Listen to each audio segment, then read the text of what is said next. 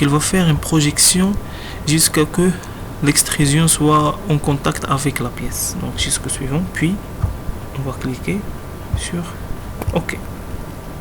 C'est bon. Puis je vais sélectionner ce plan là et on va dresser un cercle de n'importe quel endroit, c'est pas un problème parce qu'on va faire la fonction coïncidence. Puis je vais sélectionner le diamètre 13, puis on va cliquer sur ce cercle là et on va sélectionner ce cercle là en cliquant sur CTRL du clavier, puis on va cliquer sur contrainte choisie et on va cocher la fonction concentricité. Voilà, puis on va cliquer sur OK. C'est bon. Maintenant on va cliquer sur sortir de l'atelier et on va sélectionner la fonction poche. Donc on va faire une poche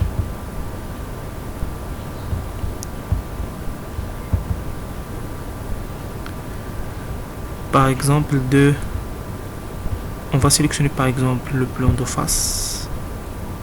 C'est pas le plan de face, c'est le plan de gauche, ce plan là. Donc on va faire une poche jusqu'à que la pièce soit percée de cette manière là. OK. Donc voilà la pièce. Donc corps principal, propriété, on va sélectionner exemple bleu.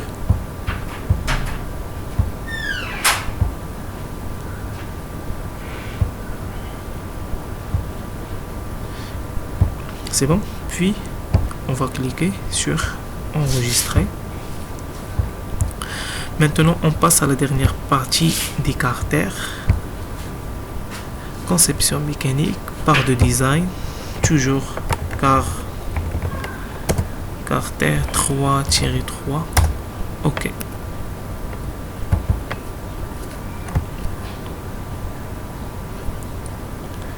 C'est bon.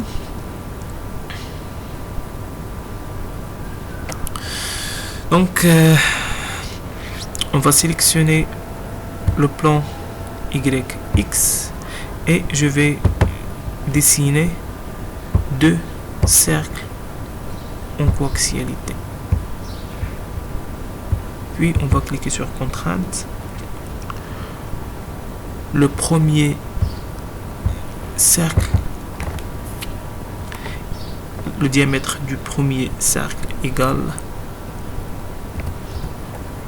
42 et le diamètre du deuxième cercle égale à 46.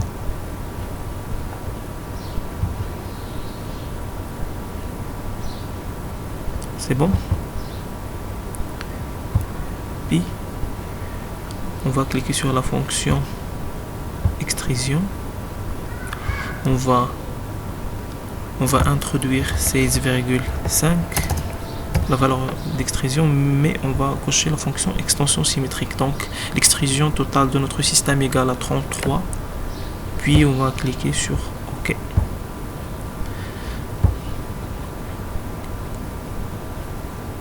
C'est bon. Maintenant on va sélectionner le plan ZX, puis on va cliquer sur esquisse. On va réduire un petit peu et un peu de concentration dans cette partie parce qu'elle est un peu lent. Je vais cliquer sur contour. C'est bon. Contour, puis je vais dresser un trait ici vertical, puis un trait horizontal, un trait vertical, un trait horizontal jusqu'à le premier trait, un trait obtenu jusqu'à ce trait de cette manière.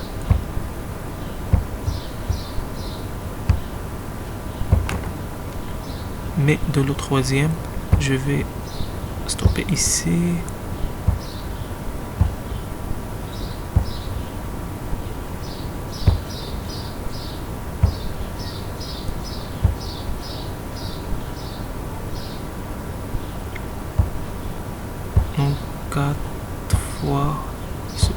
là, puis je vais passer jusqu'à la coïncidence avec l'axe Y.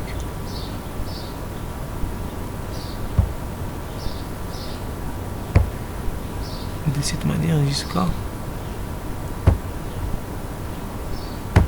C'est bon. Donc la première étape à faire est de sélectionner ce trait, puis clic droit sur le clavier et on va sélectionner ce trait là et on va choisir la contrainte coïncidence. C'est bon. Puis je vais double-clic sur cotation. La cote entre l'axe X et ce trait là égale à 21.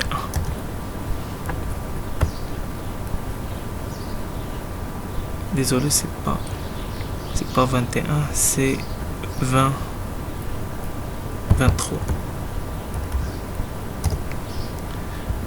C'est bon. La distance entre ce trait là et ce trait là, c'est 25.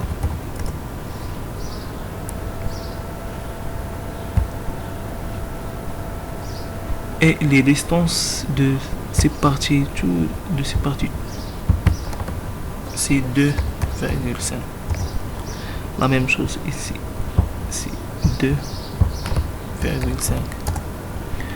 Même chose ici, c'est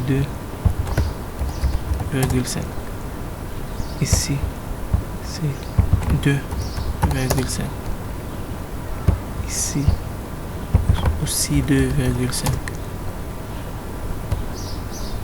Aussi 2,5.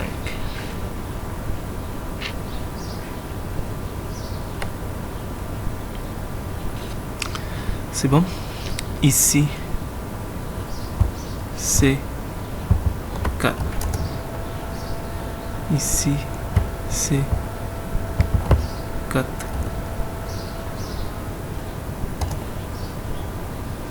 Ici, c'est 4. La même chose ici.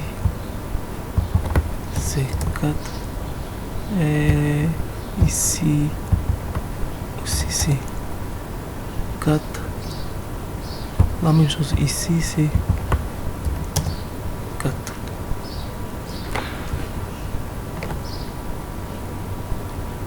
C'est bon.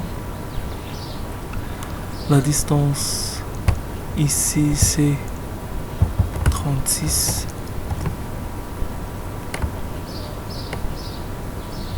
La distance de ce côté vers ce côté-là, c'est 10. Désolé.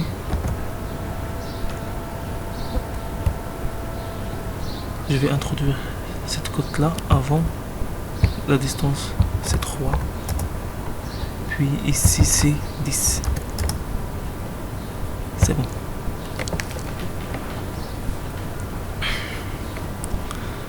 C'est bon. Il faut dessiner cette partie-là soigneusement. Ok, donc je vais cliquer sur sortir de l'atelier et je veux sélectionner la fonction révolution et comme axe de révolution, c'est l'axe Z. On va choisir l'axe Z comme axe de révolution. Donc,